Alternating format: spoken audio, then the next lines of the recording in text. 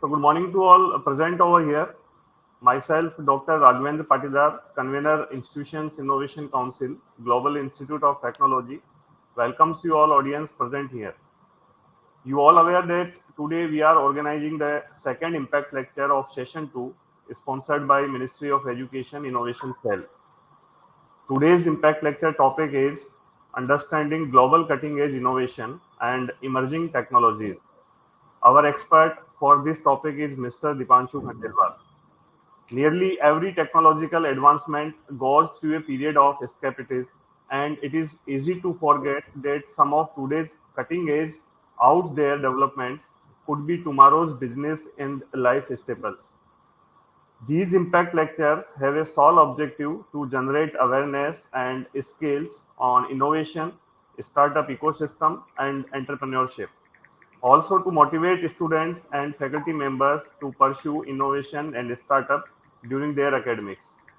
By not taking so much time, let's start the first impact lecture by introducing our expert, Mr. Dipanshu Khandelwal. Mr. Dipanshu Khandelwal is CEO of Catalyst Atal Incubation Center. The mission of Catalyst is to supporting entrepreneurs that create scalable and efficient technology solutions for the untouched and underserved segment in India. He has previously worked under government advisory services to help state governments to frame policies and initiatives around IT and startups. His expertise stems from our 5 years of on-ground startup and technology experience and editing panning of our 20,000 data-driven stories on technology and startups by the virtue of being a media entrepreneur. He is also helping in investment facilitation and industry connections, primarily for upcoming businesses through a deep network developed over past years. I am pleased to welcome you, sir. Over to you.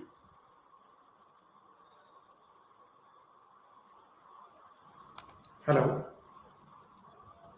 Yes, am I audible? Yes, sir. Yes, sir. Great.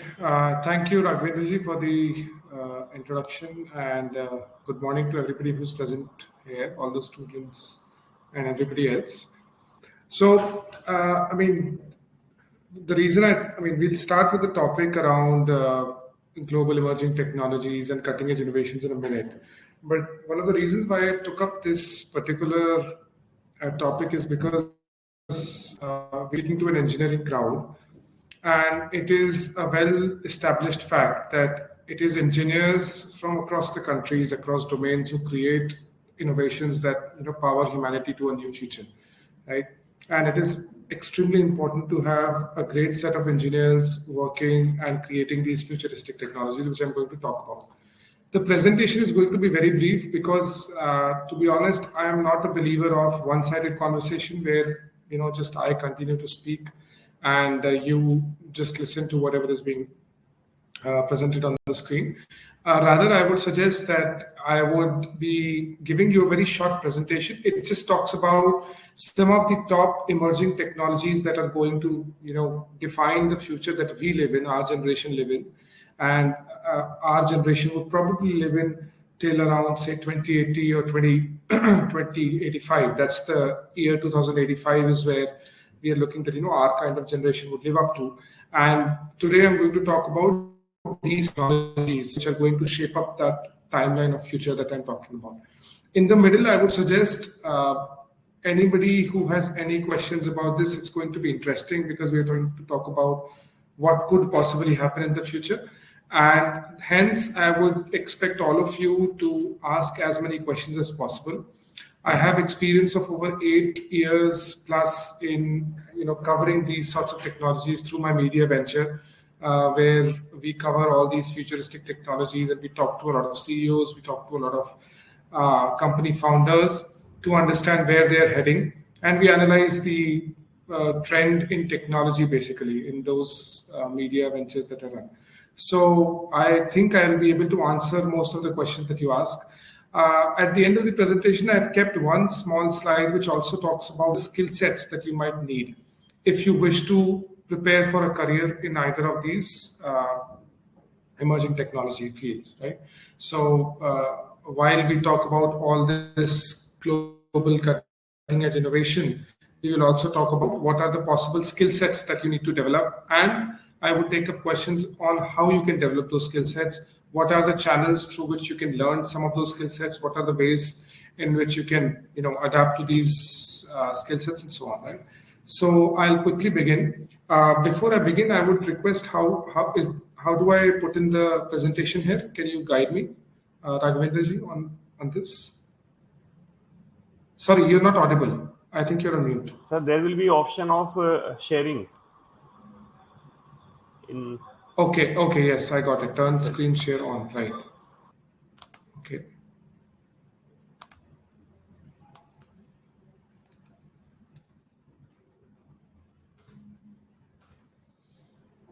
Is my screen visible?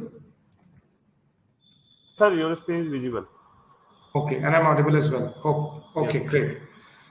Great. So let's begin. I'm going to talk about, to all the people here, I'm assuming most of your students. So to all the students here, I'm going to talk about 5 key emerging technologies that are going to be very relevant in the future, right? And there's no order, there's no priority as such, but these are just 5 key technologies which I feel, and a lot of analysts and a lot of technologists globally feel, that could be very relevant in the upcoming future, right? So let us begin. What are these 5? So number 1, spatial computing. I'll come to each of them individually. There's interstellar travel that people talk about a lot. Then there's digital medicine, electric aviation, and whole genome sequencing, right? Now, if you look at these 5 technologies, all of these are from different areas, right? Spatial computing or spatial computing, what a lot of people call it, it's purely based on computers and computer science. Interstellar travel comes to space technology. Digital medicine and whole genome sequencing become health tech. Digital medicine is pure health tech. Electric aviation is the aviation industry. And whole genome sequences is your biomedical, biogenomics field, which is going to be very relevant. So these are the 5 key areas. I mean, there can be 15, there can be 50, there can be 100 different technologies, but these 5 I feel are very, very relevant in the near-term future that we are going to live in the next few decades or so.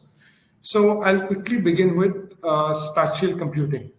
Now, it is important to understand what this term is, right? So basically, spatial computing in a very simple and layman language is nothing but when you bring together all real and virtual reality components together, right? So you would have all heard of virtual reality. It's a very common phrase now, and as well as augmented reality. So basically, spatial computing combines those 2 things together into the real world to create environments where you can test certain things. Just to give you an example, in the US, Microsoft is doing this trial with one of the medical centers there, where they're trying to create an environment where people can do virtual surgeries first, complicated surgeries around brain and heart, which basically, if gone wrong, would result in the death of the patient. They can do these surgeries in a virtual environment first, and then they would go on and perform the surgery in reality, right? So this is something which is already being tested as we speak, and this is just one application. Basically, what they do is they create a virtual reality environment first, then they introduce augmented reality so that the doctors can use forceps and various surgical instruments to perform the surgery on that virtual world. And all of this is being done in the real operation theater, right? So it's a mixture of it's a mixture of virtual reality, and it's a mixture of augmented reality. All of this combined is spatial computing. Now there are computers which continue to measure the heart rate, the pulse rate, the brain activity, the neuron activity. Everything is being measured on various computers, and all of this data is being fed directly to the doctors or the surgeons performing the surgery, so that they're aware that what are the vital parameters of the patient that the surgery is being performed on, right? So spatial computing, if you have to put in a very layman language, is the combination of your physical and digital worlds, right? So your virtual reality / augmented reality plus your real world environment, all combined together will form spatial computing. The word spatial basically means combining all of these together, right? So that is what spatial computing is, and this is going to be a very, very relevant and very important breakthrough that humanity will achieve in the next few years, where we'll be using this for a plethora of applications. Another applications which you can see in the image, which is there in the background, I'm not sure how visible that is, but basically it's a bunch of architects who are trying to plan a city, but it is all being done in a spatial computing environment. So basically they are in their offices, and they have the tools that they need, their pens and their highlighters and everything. They have all of that. Then they are using a virtual reality environment to create buildings and parks and facilities that are required in a city. And then they're using augmented reality to mark stuff. That, okay, this building can have solar panel, this building can have wind energy, this particular area can have hydroelectric power, and so on and so forth. So this is another application of spatial computing wherein they're combining the physical and digital worlds together, primarily using virtual reality and augmented reality, and creating this kind of a mock-up wherein they perform their operations first in a virtual digital world, and then they implement the same things in the outside world, right? So every time I explain one particular cutting edge innovation, I would want quick question and answers. So anybody who's there, all the attendees who are present, 48 or 49 people, anything that you would want to ask before I move to the next slide?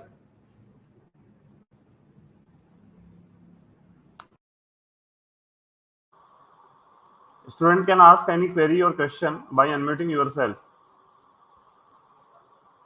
Yes, please unmute yourself, and you can raise your hand. There's a feature there.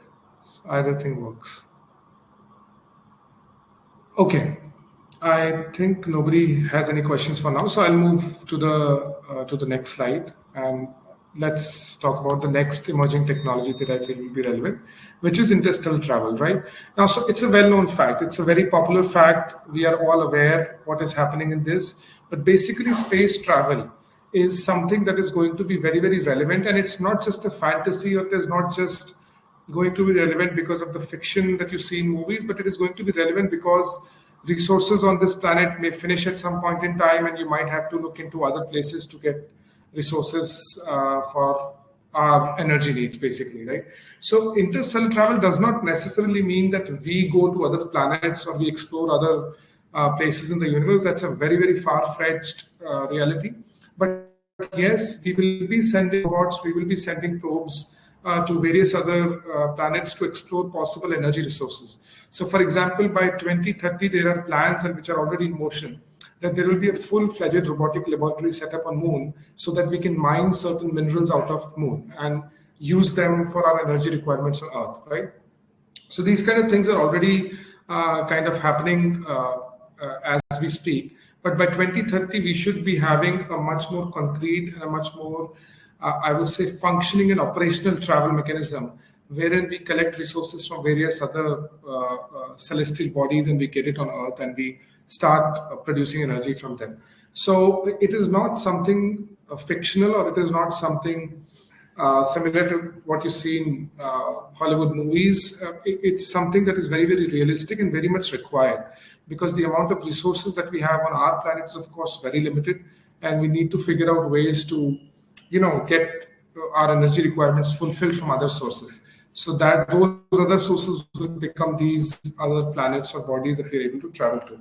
So there are many, many companies, such as SpaceX, you would have heard, which is very popular, which is run by Elon Musk. Then there is Blue Origin, which is run by Jeff Bezos. There's Virgin Galactic, which is run by Richard Branson. So these are some of the popular companies which have already started their progress in doing what I just said, that trying to explore other planets and trying to, get minerals and get other energy requirements fulfilled from those planets and get it on Earth. That is something that's already in motion. You would have also heard in recent news that commercial space travel has begun. So basically, there will come a time very soon then when normal people would be able to just pay for tickets just like you do in a flight or an aeroplane, and you book a ticket and you travel to space and you come back. So that is something that is already happening, but of course it's very, very expensive right now. but 10 or 12 years down the line, it's going to be much more affordable to a much more larger audience, wherein you could book a ticket. It will still be expensive. It is never going to be as cheap as your flight travel, but it will become affordable for a lot of other people and a larger, broader set of audience. So commercial space travel is the next thing in the interstellar space, where a lot of activity is happening, and people are going to book their tickets to these planets and to space, and do a very quick half an hour or 1 hour space travel and come back to us. So that is something that has already started by all these three companies individually, and now we are going to see very soon tickets being booked to these kind of things, and people going to space and returning back. So this is very, very relevant, and I'll also come to a point where I'll try to help you understand what are the skill sets that you would possibly need, so that you can probably be a part of these emerging technologies and probably help in development. You would want, a lot of you might always dream of getting into companies such as SpaceX or Blue Origin or these high-tech companies, say even Microsoft, for example, or even Google, for example. All of them are doing much, much advanced technological work than what you're seeing right now. So we'll talk about all of that in a later slide. Next, I'll come to digital medicine. So this is something that you already are experiencing. Some of you are already probably using it, but what we're doing right now is a very primitive and a very initial phase of digital medicine that we're going to experience in the future, right? So all of you must have in one point or time have ordered online medicines. You might have, some of you might have ordered online diagnostic tests, right? So all of these things are happening, but these are very, very initial stages. So some of you may have these watches, these smartwatches, which measure your heart rate, which measure your blood oxygen level. They measure your blood rate, pulse rate. They also do, so Apple Watch, for example, does an ECG also on the go from the watch itself, right? So all of these things are already happening. And this is something that is kind of already taken place, but these are very primitive stages. Now, the futuristic digital medicine would happen wherein, there are already scientists developing pills or medicines that you eat, which will contain sensors, which will continuously monitor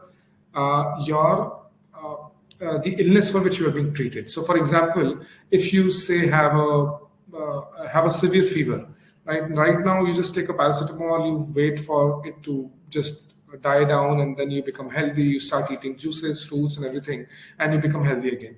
But there will come a time wherein, when you are suffering from a serious disease, say typhoid or a jaundice, doctors will give you pills which will contain disposable sensors, and these sensors will detect what is the situation of jaundice in your body right now, how much time will it take to cure, and what other medicines are required, what are the deficiencies in your body, what are the nutrients missing in your body. All of this will happen over the near future that we come in. Before I continue, I'm seeing some names on the chat. What does this mean? Do these people have questions, or what is it?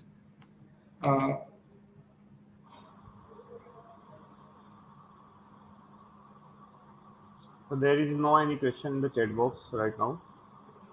So I see these student names coming in. Yes, sir.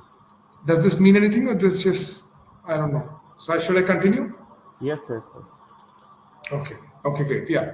So as I was saying, there could be pills which contain sensor and which will, which will result in tracking of your entire disease and everything.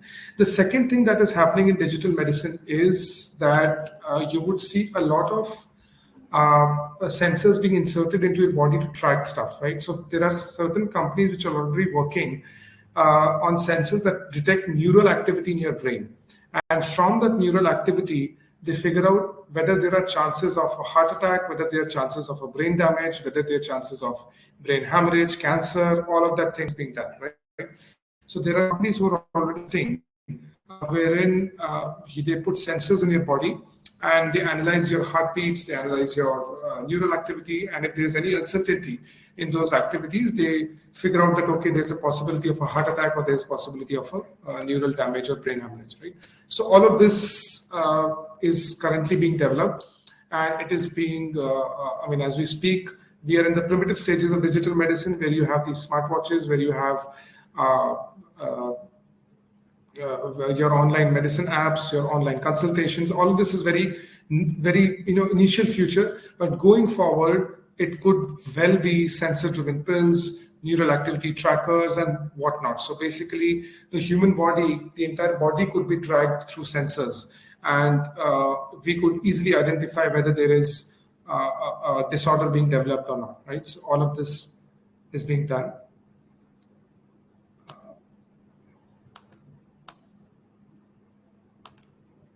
Is there a question from anybody?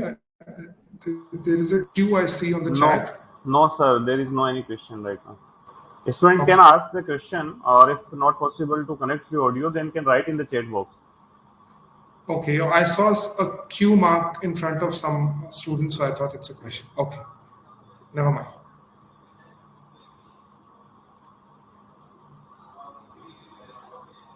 Great, so I'll continue. So this is what digital medicine is, and there's another technology that I'm going to talk about, whole genome sequencing, and let's see, the digital medicine will make a lot of sense there also, right? So the next is electric aviation. Now, one of the largest sources of pollution and carbon emission in the world is flights, right? So the airline fuel, the aviation fuel that is used in the flights currently, it's extremely polluting. And one of the biggest reasons for that is they fly at a height where once pollutants start coming out, it is very difficult to dissipate those pollutants. So the pollution that we do here on Earth, on the surface, your cars or your trucks, buses, those emissions, they get trapped to a certain layer of atmosphere, but once the rains come in, the pollution is brought down. You would have seen, if you see those AQI indexes that are common across the government, you would see that a lot of those indexes show very poor air quality during winters or during extreme summers. But the moment rains come in, the air quality improves a lot, like from 400 to around 50 it will come. The reason is rains bring down all the pollutants that are deposited in the atmosphere, and that kind of removes a lot of air pollution. But with planes and with flights, the problem is at 30,000 feet or 33,000 feet, where these flights take place, it becomes extremely difficult for the pollution to get dissipated, right? And that is one of the reasons why flights and air travel is one of the biggest source of carbon emission. So already Airbus and Boeing, two of the world's biggest aircraft, they are the biggest aircraft manufacturers in the world right now. They are developing electric aircrafts, wherein similar to your electric cars that are already becoming mainstream now, you will get electric flights with no noise at all, no turbines, no engines, nothing, but just electric motors, high-powered electric motors that are driving those planes. Across the world, there are, as I've written here, there are around 170 electric plane projects which are being taken place, including some in India. There are many companies in India, including the government, who are doing a lot of research on electric planes. Some of the government-run organizations such as ISRO, DRDO, these people are already doing a lot of work on what can be how do we make commercial electric planes? But of course, Airbus has said that by 2030, they should be able to manufacture 100 passenger planes which are all electric. So that's a big development that will happen in the next, less than a decade. So in 9 years' time, when some of you would be in jobs or in corporate jobs, you might be flying in an electric plane very soon, as compared to the current fuel-driven planes that we fly in, right? So electric aviation is very, very relevant for the future, and it's a technology that is going to really take off high. The other advantage of electric aviation or electric vehicles in general is the low cost of maintenance and the low cost of operations. So this will also result in a lot of entrepreneur ventures and business ventures. So a lot of entrepreneurs with some money will be starting their own airline companies because of the fact that electric planes will require much less of maintenance and operational cost as compared to a fuel-driven plane. Because in fuel-driven planes, you have a plethora of components that you have to look after. But in electric-driven planes, because it's all electric, there's no fuel, there's no oil, there's nothing like that. So it becomes much easier to maintain and operate such planes, and the cost of operation becomes quite low. So you will see a lot of new airlines coming in the future who only do electric planes, and you would see a lot of innovation happening in this particular domain. So make sure that you keep an eye on electric aviation, because it is going to be a breakthrough technology in the future. The next and the last of this list of technologies that I want to talk about is whole genome sequencing. Now, I will take a few minutes additional on this particular aspect, right? Because before we understand whole genome sequencing, we need to understand genome, right? What is the gene? What is the DNA? What is the genome? So I'm assuming considering your engineering backgrounds, you would have heard or you would have read about what is your DNA, your genome, and your genes, right? Now, if you look at the current pandemic right now, the COVID-19 pandemic, which we are a part of currently, one of the reasons we are not able to control it is that the virus is multiplicating at a speed that scientists are unable to cover or to keep a track of. That is one of the reasons. The second is you would have seen a lot of a lot of scientists coming out with news that there are multiple variants that are coming in of this COVID-19 virus, right? And because of these multiple variants, scientists are unable to keep a track of new variant coming in. Then you have to develop a new vaccine. You have to check whether your current vaccines are compatible as compared to the new variants that are coming in, right? So one of the reasons why whole genome sequencing becomes important is to prevent such pandemics in the future, right? So in whole genome sequencing, basically what you do is you're able to introduce viruses and microbes into the DNA of the individual, so that almost immediately the individual becomes immune to a particular virus attack or a particular family of virus attacks, right? So if we were able to have this technology now, so let's take an example. Let's suppose we have whole genome sequencing now. It is there, but it's very expensive right now. Let's assume that whole genome sequencing is developed. We are in the year 2035 maybe, and whole genome sequencing has become affordable. Now, when a pandemic starts coming in, or if there's a chance of a pandemic coming in, what can be easily done is you take up that virus, you replicate that virus, you put it into the DNA of certain individuals, and you make that individual immune from that particular pandemic or virus, right? So these kind of things can only be done once you have an affordable home genome sequencing technology available with us, right? The way it is being done is the other aspect. While can be used for treatments and vaccine production and all, the other is industrial use. So DNAs and genomes are not just for us humans. They are in chemicals also. They are in elements also. They are in other living organisms also. So once you master this technology of whole genome sequencing, you can create chemicals on your own, right? So if I give you a very quick example, you would have heard, right, that cars you have to change your oil filter, and you have to change your oil quite frequently, right?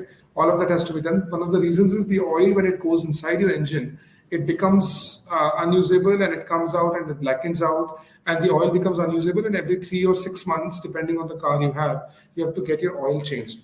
Now, imagine if there was whole genome sequencing applied to automotive industry, and we are able to change the DNA or the genome of the oil chemical in a manner that it auto repairs itself as soon as it goes into the engine, right? So the entire process of changing your car oil again and again becomes redundant. You don't need that anymore.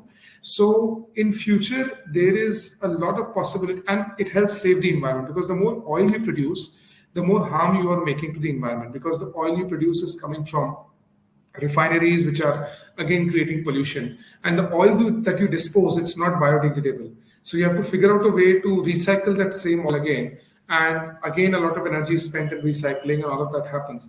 But if we're able to introduce genome sequencing in these chemicals so that they become self-sustaining, self-repairing, all of this then will become much more sustainable, and we will be able to conserve a lot of energy, right? So that is another area, whole genome sequencing, which will create a lot of buzz in the near future. Another very quick industrial use of whole genome sequencing could be environment, right? So right now, I don't know if you guys have heard, or if you've read about it.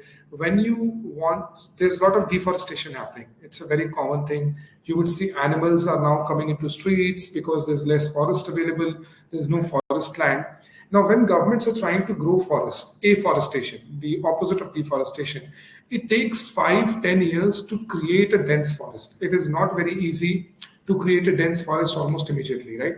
But the moment you get whole genome sequencing and you alter the genome of a particular tree or a particular plantation, you can alter it in a manner that it starts growing at a much faster rate, so that the forest and the density of the forest can be increased at a rate that is much faster than what we are doing right now. Some scientists have predicted that if we are able to successfully alter the genome of certain rapidly growing trees, for example, bamboos and these kind of things, we could grow an entire forest in probably a month's time. And in 1 month, you should be able to grow a dense, healthy forest which animals could use and which could result in larger oxygenation and everything, right? So just imagine the possibilities of whole genome sequencing, not just for human treatments, but in the industrial and environmental manner as well, right? So to just quickly wrap up, the 5 key technologies that we talked about is spatial computing, which is a mixture of your physical and digital worlds. You use VR, AR, and your existing reality to create environments before you do real-time tests. Then there's interstellar travel, where we would be sending our robots, we will be sending our probes to get minerals and energy materials from different planets to meet our own energy requirements. Then there's digital medicine. As I said, an initial stage of digital medicine is something we are on right now. These smartwatches, online apps that you order from, these are all part of digital medicine. But going forward, we will be seeing sensor-driven pills, neural activity trackers, heart rate trackers, and everything that will help you diagnose much before as to whether a person is going to have a heart attack or whether a person is going to have a brain damage or something like that. Then electric aviation. As I said, that flights are one of the largest sources of pollution currently because of the height that they fly in and the pollution gets trapped. So electric aviation can solve a lot of that particular issue. And then comes whole genome sequencing, which I just talked about, wherein on the human as well as on the industrial front, there are a plethora of opportunities and possibilities where you are able to alter the genome or DNA of a chemical or a living organism to make sure that it is more relevant to what we are trying to do. For example, growing a forest or maybe preventing another pandemic, because it is assumed that pandemics will come at once in every century, or these pandemics will become even more frequent in the coming years. So in order to prevent such pandemics, we have to master whole genome sequencing and make it affordable so that we are easily able to mitigate these viruses, right? So these are the 5 technologies. Now, before I move forward, I've spoken a lot, and I would really love to have some questions from anybody who in the audience who's interested.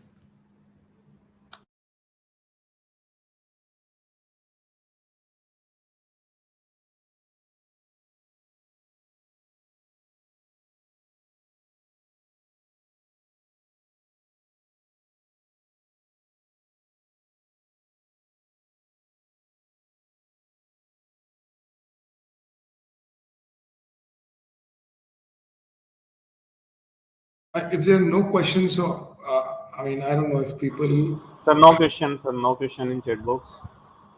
Okay. So I'll quickly then move on to complete the presentation. Now I wanted to talk about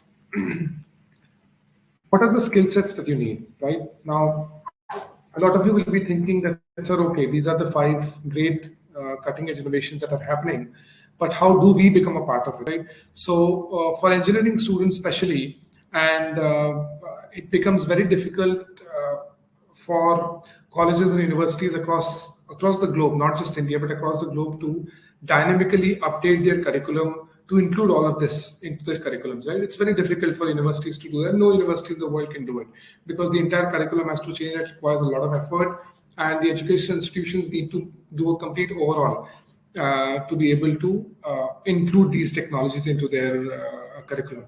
So students have to take this extra effort where you look out for other channels to get these skill sets that are required to enter these technologies, right? I would never want all our students, all the students who are a part of this discussion and students in the engineering domain to simply go through your 4 years of engineering or 5 years of engineering, depending on which branch or what degree you're doing, and get into a normal IT/corporate job and just do what it is being done, right? This is your age and this is your time to innovate and to look for other skill sets apart from what is being taught in your universities and colleges, right? So it becomes very important that you understand what are the skill sets that we need and how do we get those skill sets, right? So it is very, very important for people to get those skill sets developed. Dilip Chaudhary has a question. It is marked Q.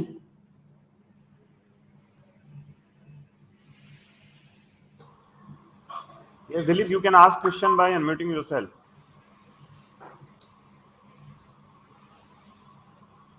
Okay, there's no question.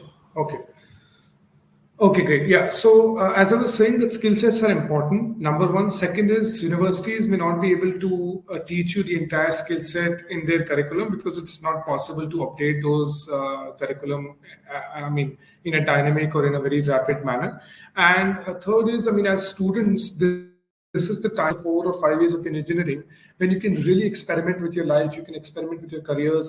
You can experiment with the kind of technology that you want to pursue, because there's no added pressure or there's no added burden of creating a career, at least in the first 4 or 5, or at least in the first 2 or 3 years of engineering, right? So I feel, and I have done engineering and MBA myself, and this is something that I did on my own, and I feel you guys should also be doing this. So what are these skills? There are 4 key skills that are required, and nothing new. You would have heard of these, but I want to lay some stress on each of these individually. So we will start with artificial intelligence and machine learning, right? Now, this term is very common. All of you are aware of what is artificial intelligence, and all of you are aware of what is machine learning. But instead of just knowing it, it's high time that you start taking online courses and to start learning artificial intelligence and machine learning, because trust me, this one particular skill will make you relevant for almost every other industry, that is the industries of the future that I'm talking about. If you are able to start learning artificial intelligence and machine learning from the very beginning, and you're able to excel yourselves in the coming 2 or 3 years, you would be able to be a part of these emerging futuristic technologies in no time. Because this is one skill that every company requires these days. It has to be very advanced. You have to be very advanced in the skill. You cannot be a basic layman in this skill. You have to be extremely advanced. You need to learn coding. You need to learn algorithms. You need to make sure that you're able to write algorithms, prepare algorithms. So all of that has to be done. But if you give 2 or 3 years of time to this particular section, I think you will be able to become an extremely strong technocrat in the artificial intelligence and machine learning space. And then these companies will be opening their doors for you like anything. The next thing is data science and analytics. Now, this is for those people who may not be very much interested in coding, but who are very interested in analyzing data, right? So data, there's a very popular saying, data is the new oil. Now, oil is something which has helped create multiple billionaires in the past 50, 60 years or so. But data, consumer data, all sorts of data is going to become much more important and has hence become the new oil, right? So people who are not very interested in coding side of things can get into the data science of things, right? So data analytics, data science, analyzing data, understanding what is happening with that data, creating insights out of those data and feeding it to the top level managers is something it's extremely high demand right now.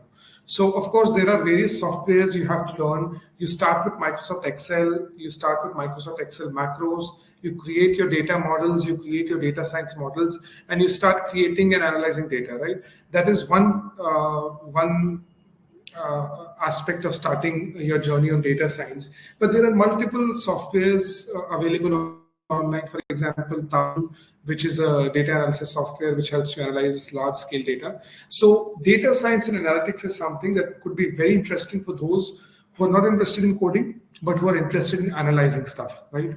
Analyzing the trends, analyzing the upcoming trends in technology, analyzing so for example, if you want to get into say, a company like SpaceX. I'm just taking an example because SpaceX is very popular among young engineers, right? So if you want to get into a company like SpaceX, you need to start from today doing data analysis of rockets. The data, because all of these rocket companies, be it SpaceX, be it ISRO, NASA, all of their data is publicly available.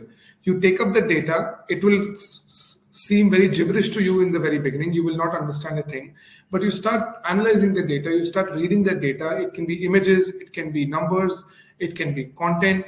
All of this data you start analyzing, and in the next 2 or 3 years, train yourself in using software to analyze this data.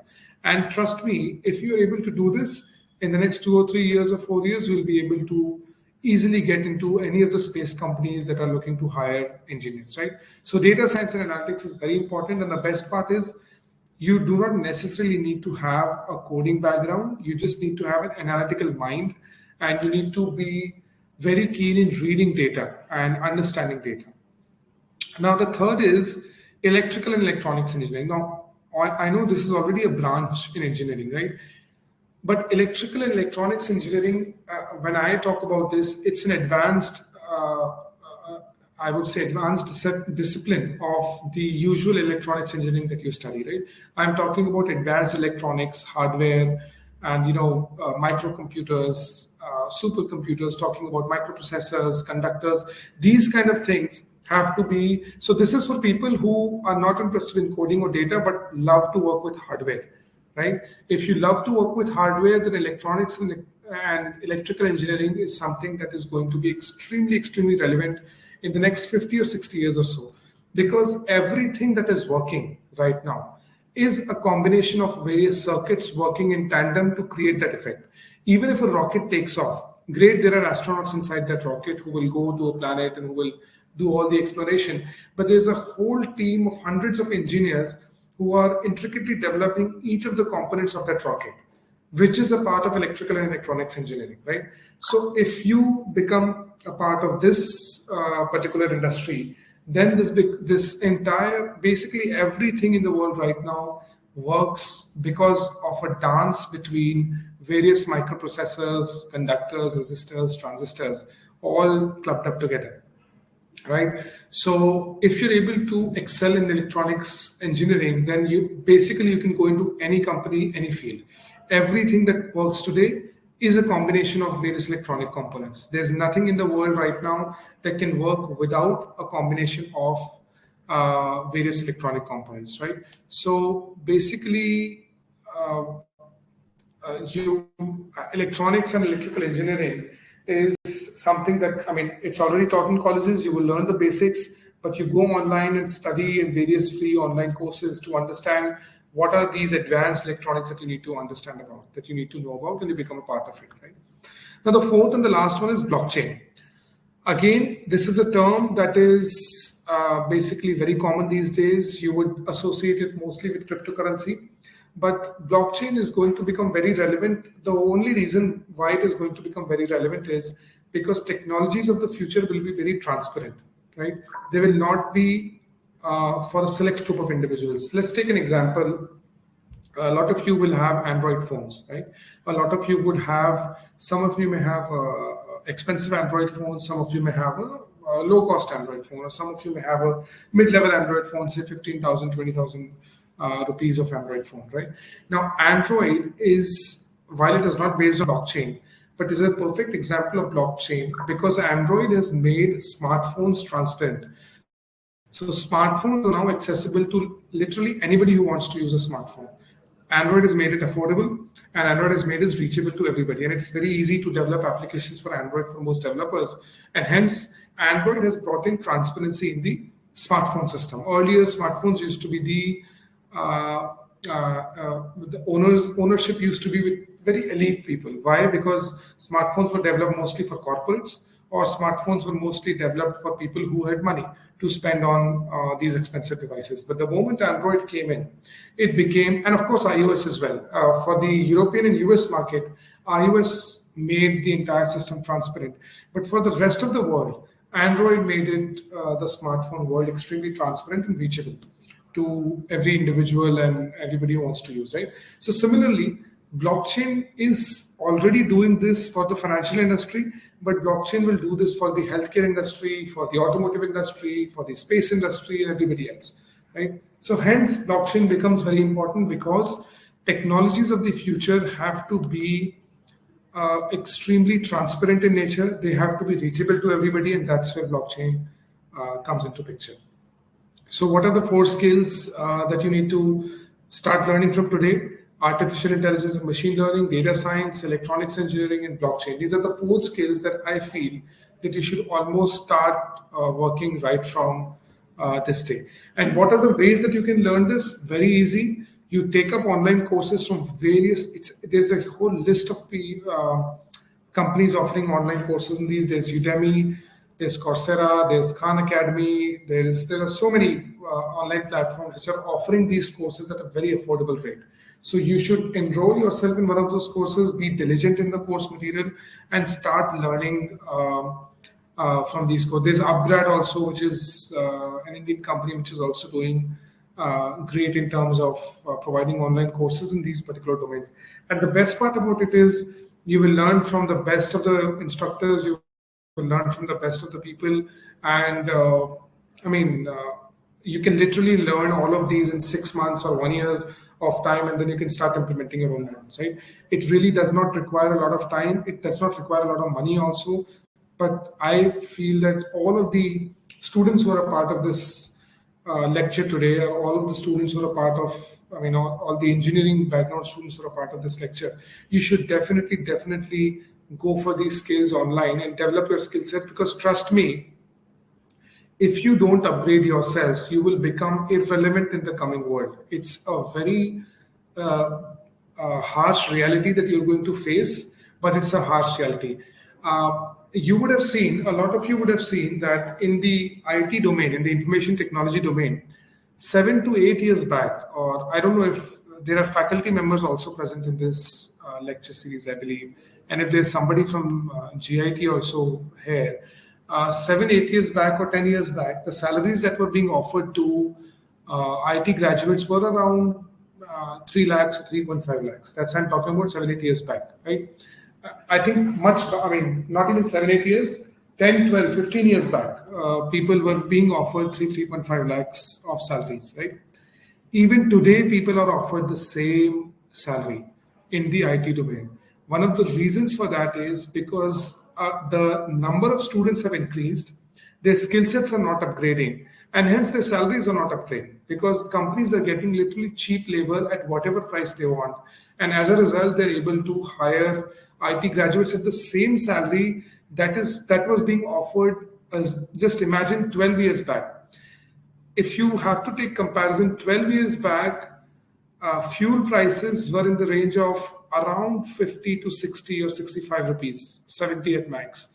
Fuel prices today are in the range of 112, they might go 120 as well. But the salaries are, they started from 3 lakhs, they're still at 3 lakhs. And one of the biggest reasons for that is that engineering students are not upgrading skills.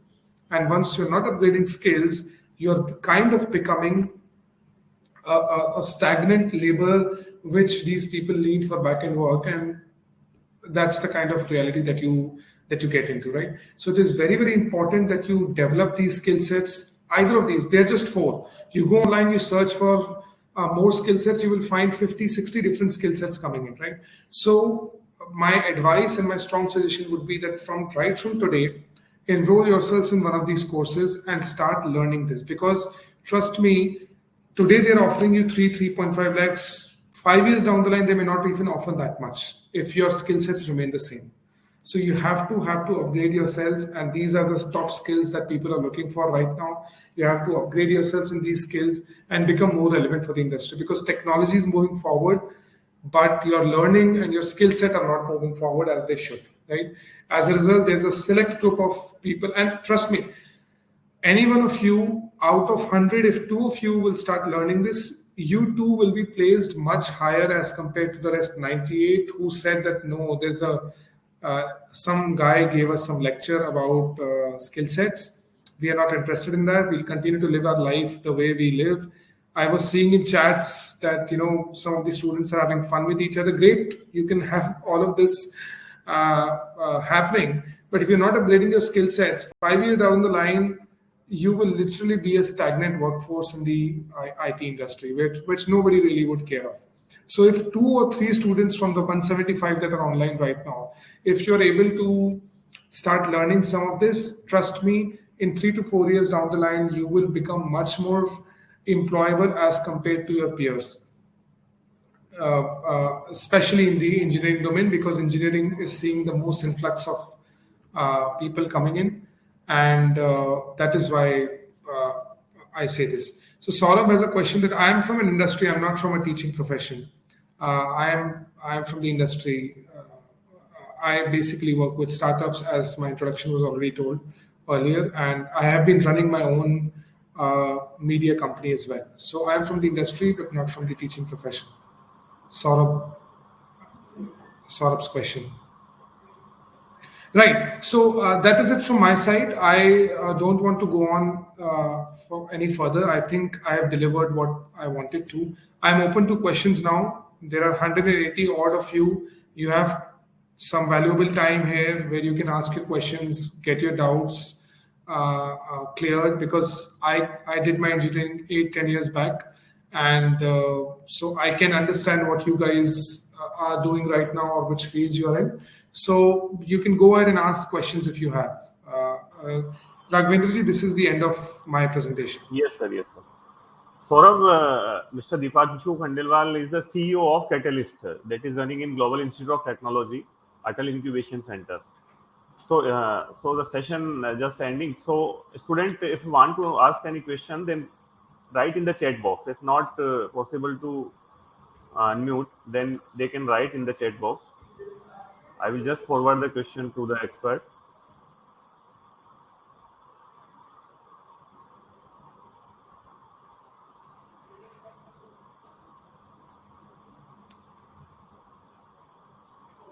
Just a minute, sir. We can wait 1 or 2 minutes for the question.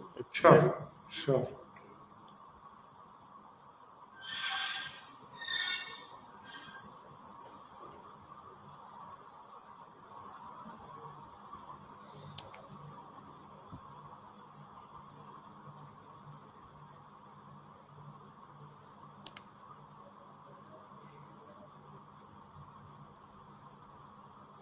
Also, there is a feedback link is shared in the chat box. The student can submit the feedback. That will be the eligibility for the certificate. After the submission of this feedback, the student can get the certificate on respective mail ID. So the link of feedback is open only for 10 minutes.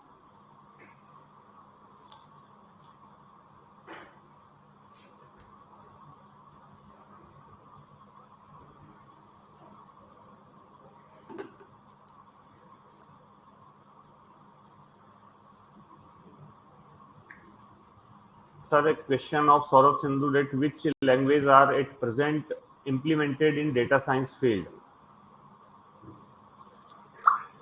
Right, Saurabh. So basically, I'm assuming you're asking about programming languages that are being implemented in data science field. So one of the most prominent 2 languages that are being implemented is Python and R. So these are the 2 languages that you should probably be, getting yourselves into if you want to get into data science. These are extremely important in data science because they help in a lot of data analysis. So Python and R, these are the 2 languages that I feel are very relevant for this. Apart from this, you should also be,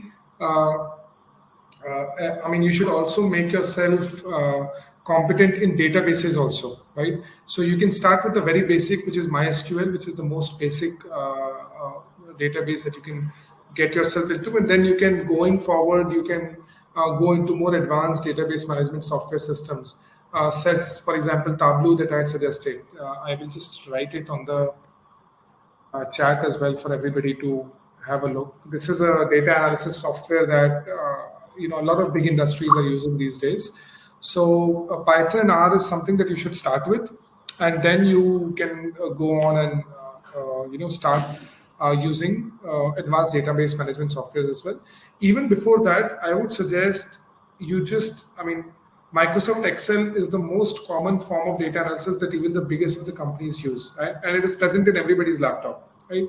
So just go to Excel and start exploring Excel, right? See what are the various features. उसमें ऊपर जो इतने tabs होते हैं, इतने सारे हमारे functions होते हैं, आप उनको click करके देखो उनका मतलब क्या है, right?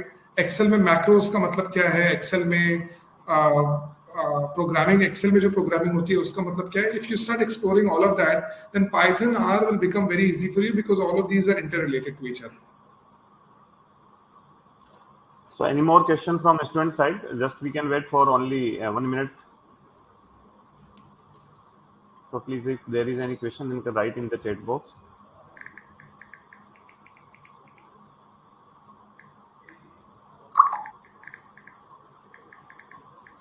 Okay, sir, there is no any question. So thank you very much for this session. In this short span of time, you well explained about the cutting edge innovation and emerging technologies.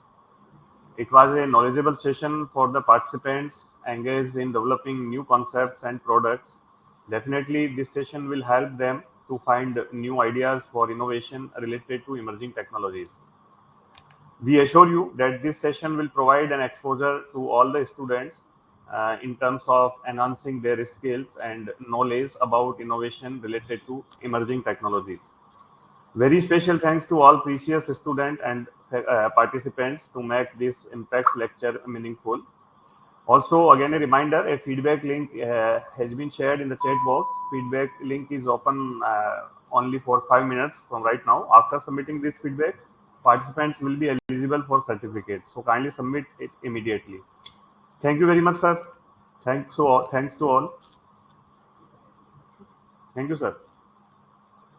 Thank you.